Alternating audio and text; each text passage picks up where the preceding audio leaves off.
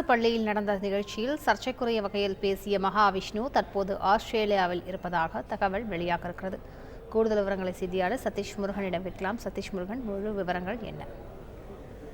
சென்னையில் உள்ள அரசு மகளிர் பள்ளியில ஆன்மீக சொற்பொழிவு என்ற பெயரில் சர்ச்சைக்குரிய கருத்துக்களை கூறியதால் மகாவிஷ்ணு பேசிய விவகாரம் பெரும் பரபரப்பை ஏற்படுத்தி இருக்கிறது.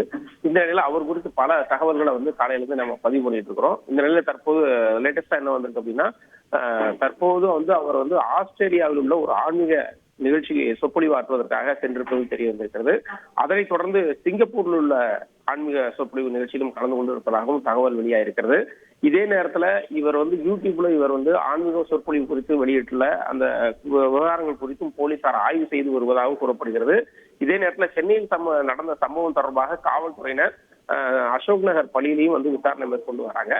இதே நேரத்துல இந்த சொற்பொழிவு நடந்த போது அந்த ஒரு பள்ளியினுடைய ஆசிரியர் இவரிடம் இது போன்ற எதிர்ப்பு தெரிவித்தார். இது போன்ற பள்ளி மாணவிகளிடம் இது போன்ற கருத்துக்களை தெரிவிக்க கூடாது என்ற ஒரு எதிர்ப்பை தெரிவித்திருந்தார். அந்த ஆசிரியரை மகாவிஷ்ணு தரக்குறைவாக பேசிய விவகாரம் பெரும் பரபரப்பாக பேசப்பட்டது. இது தொடர்பாக பள்ளிக்கல்வித்துறை அமைச்சர் கடும் கண்டனங்களை தெரிவித்தார். மேலும் இந்த விவகாரத்தில் என்னுடைய ஆசிரியர், அதாவது பள்ளிக்கல்வித்துறையில் என்னுடைய ஆசிரியரை மிக அவமரியாதையாக பேசியிருப்பால் இந்த விவகாரத்தை சும்மா விடுவதில்லை என்றும் பேசியிருப்பதும் குறிப்பிடத்தக்கது. தொடர்ந்து பல கட்டங்கள்ல இந்த விசாரணை நடைபெற்று வருகிறது. அடுத்த கட்டமாக நடவடிக்கைக்கு செல்ல இருக்கும் என்பதும் கூறப்படுகிறது.